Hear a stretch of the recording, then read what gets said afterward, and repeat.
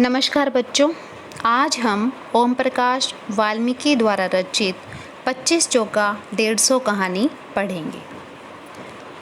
पहली तनख्वाह के रुपए हाथ में थामे सुदीप अभाव के गहरे अंधकार में रोशनी की उम्मीद से भर गया था। एक ऐसी खुशी उसके जिस्म में दिखाई पड़ रही थी जिसे पाने के लिए उसने असंख्य कटीले झाड़ झंखाड़ों के बीच अपनी राह बनाई थी। हथेली में भींचे रुपयों की गर्मी उसकी रग रग में उतर गई थी। पहली बार उसने इतने रुपए एक साथ देखे थे। तो यहाँ पर सुदीप को जो पहली तनख्वाह मिली थी उसका वर्णन किया गया है। वह वर्तमान में जीना चाहता था, लेकिन भूतकाल उसका पीछा नहीं छोड़ रहा था। यानी कि वो अपने पीछे की जो उसके साथ घटनाएं हुई उनको भूलना चाहता था, लेकिन वो घटनाएं उसका पीछा नहीं छोड़ रही थी। हर पल उसके भीतर वर्तमान और भूत की रस्साकसी चलती रहती थी। अभाव ने कदम कदम पर उसे छला था, उसे धोखा दिया था, फिर भी उसने स्वयं को किसी तरह बचा कर रखा था। इसलिए यह मामूली नौकरी भी उसके लिए बड़ी अहमियत रखती थी। नई नई नौकरी में छुट्टियां मिलना कठिन होता है। उसे भी आसानी से छुट्टी नहीं मिली थी। उसने रविवार की छुट्टियों में अतिरिक्त काम किया था, जिसके बदले उसे 2 दिन का अवकाश मिल गया था।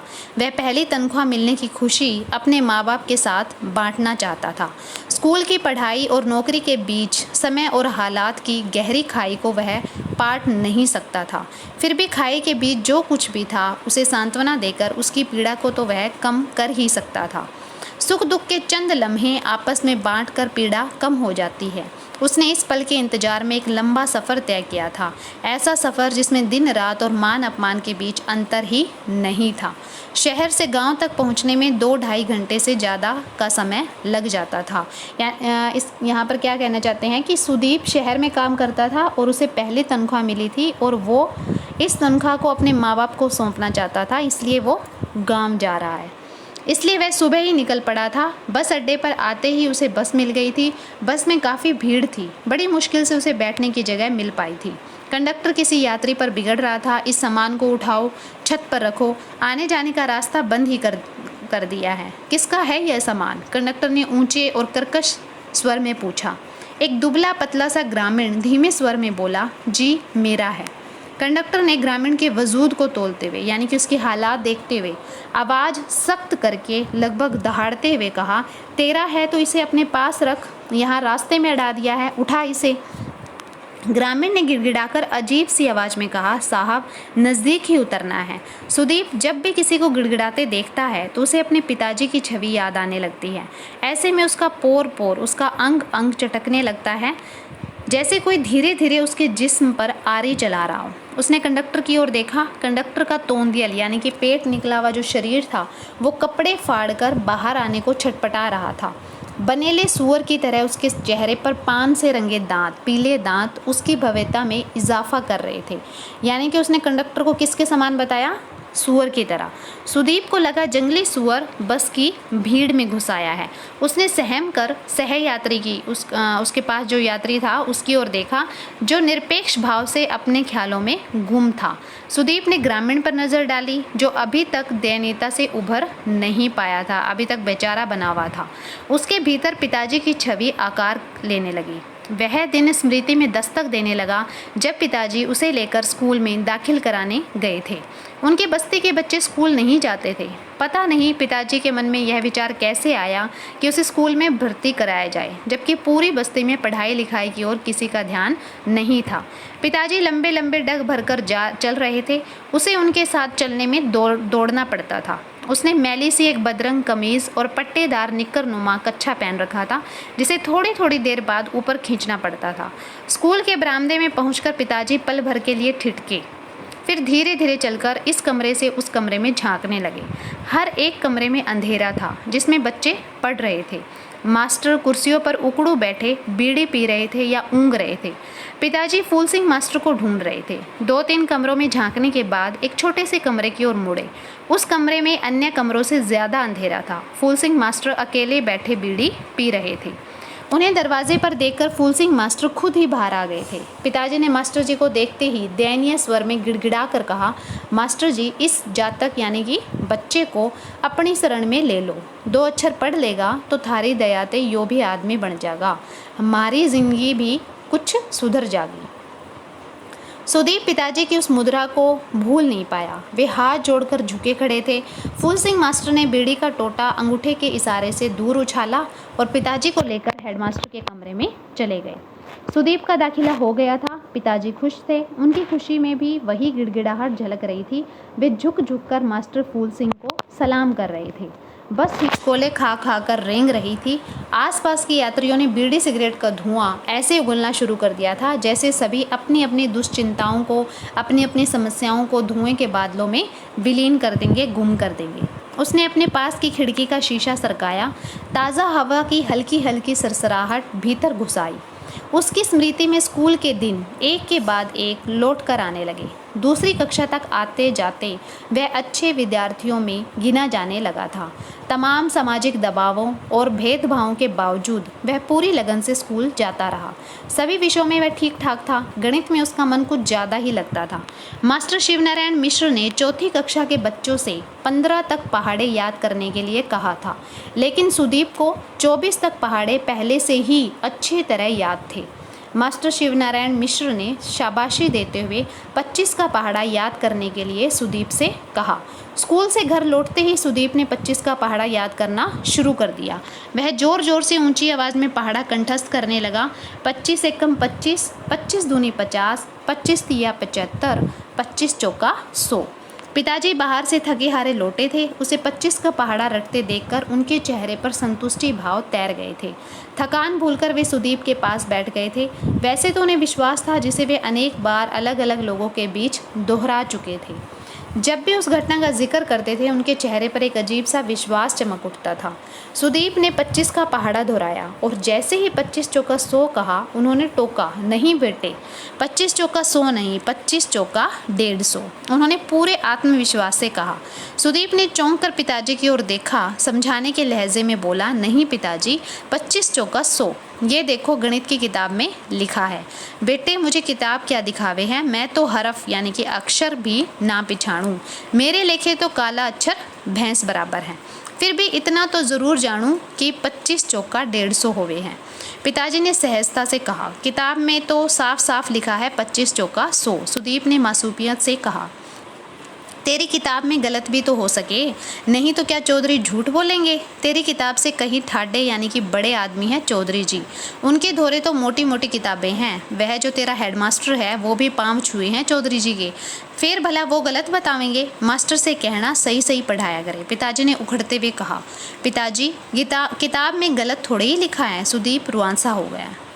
तू अभी बच्चा है, तू क्या जाने दुनियादारी। 10 साल पहले की बात है। तेरे होने से पहले तेरी महतारी यानी कि तेरी माँ बीमार पड़ गई थी। बचने की उम्मीद न थी। शहर के बड़े डॉक्टर से इलाज करवाया था। सारा खर्च चौधरी ने ही तो दिया था। पूरा 100 का पत्ता, ये लंबा नीले रंग का नोट था। डॉक्टर की फीस, दवाइयाँ सब मिलाकर 100 रुपये बने थे।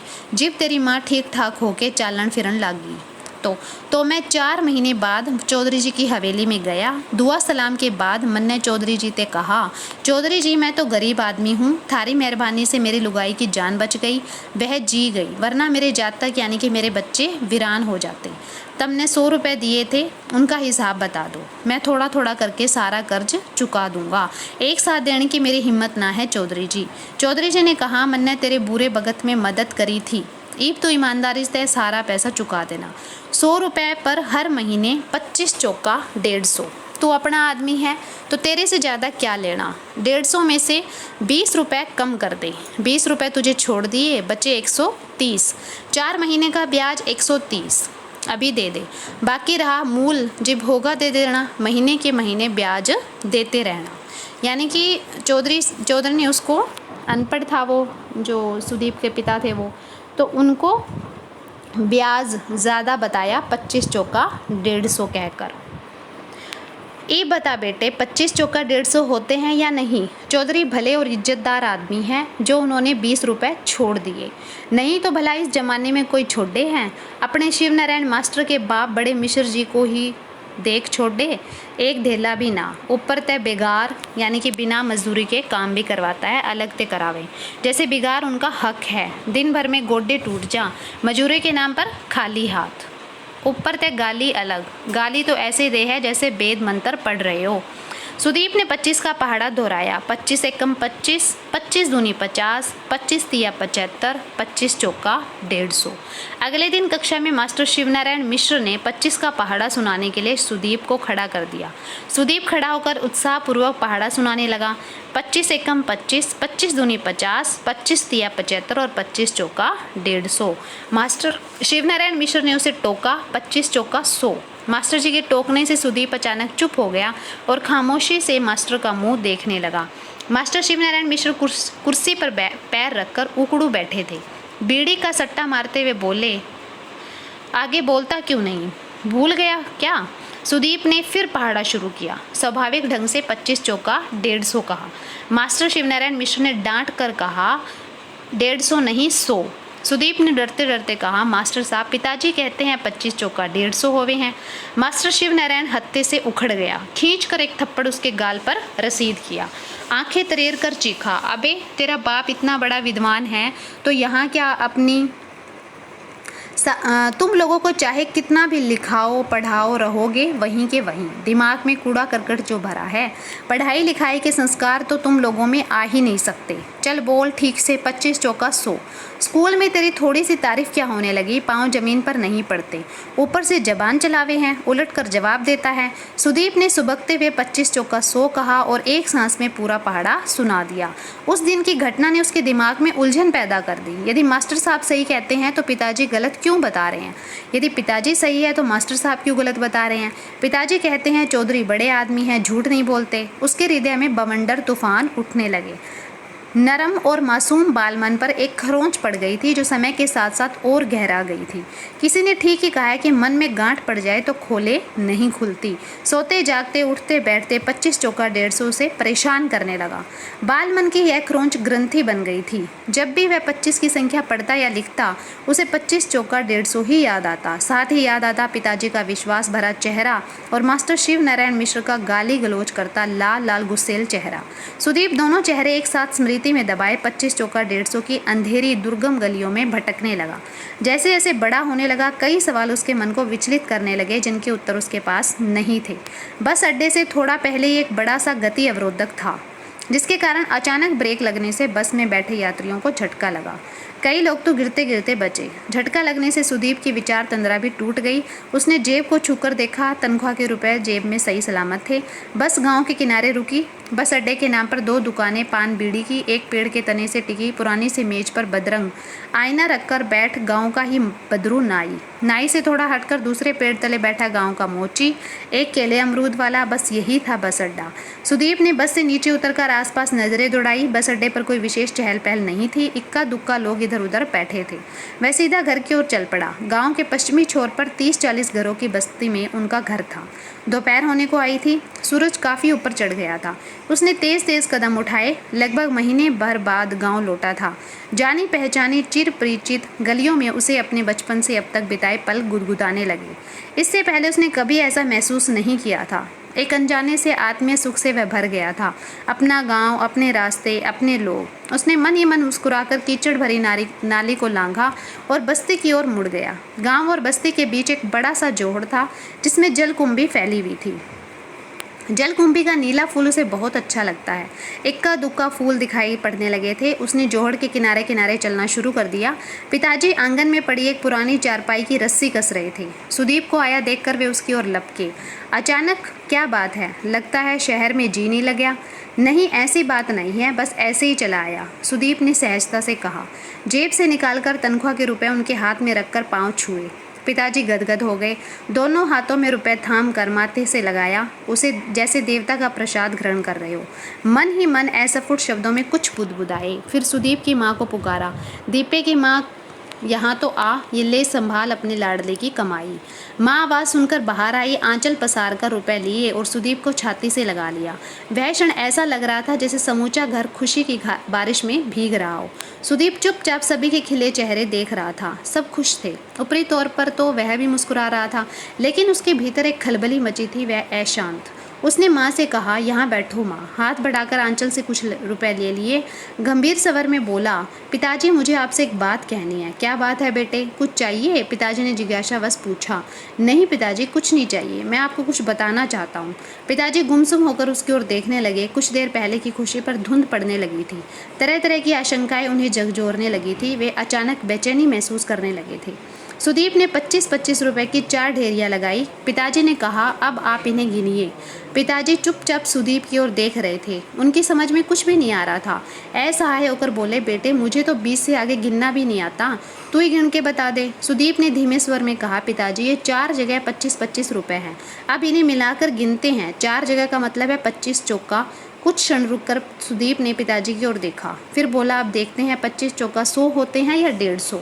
पिताजी अवाक होकर सुदीप का चेहरा देखने लगे। उनकी आंखों के आगे चौधरी का चेहरा घूम गया।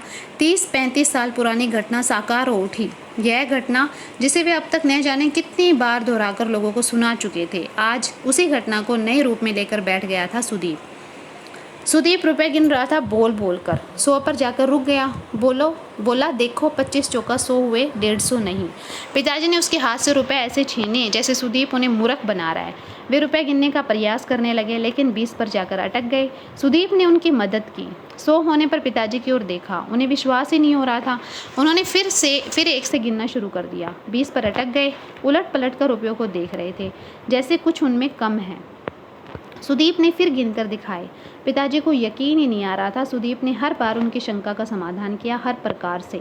आखिर पिताजी को विश्वास हो गया। सुदीप ठीक कह रहा है, 25 चौका 100 ही होते हैं। झूठ सच सामने था। पिताजी के हृदय में जैसे अतीत जलने लगा था। उनका विश्वास, जिस पिछले 30-35 सालों से वे अपने सीने में लगाए चौधरी के गुणगान नहीं गाते थे, आज अचानक कांच की तरह चटक कर उनके रोम रोम में समा गया था। उनकी आंखों में एक अजीब सी वितृष्णा पनप रही थी, जिसे पराजय नहीं कहा जा सकता था, बल्कि विश्वास में चले जाने की गहन पीड़ा ही कहा जाएगा। उन्होंने अपनी मैली चिकट धोती के कोने से आंख की कोर में जमा कीचड़ पोंछा और एक लंबी सांस ली। रुपए सुदीप ने लौटा दिए। उनके चेहरे पर पीड़ा का खंडर उगाया था, जिसकी दीवारों से ईंट, पत्थर और सीमेंट भुरभुराकर गिरने लगे थे। उनके अंतस में एक टीस उठी, जैसे कह रहे हो, कीड़े पड़ेंगे चौधरी, कोई पानी देने वाला भी नहीं बचेगा।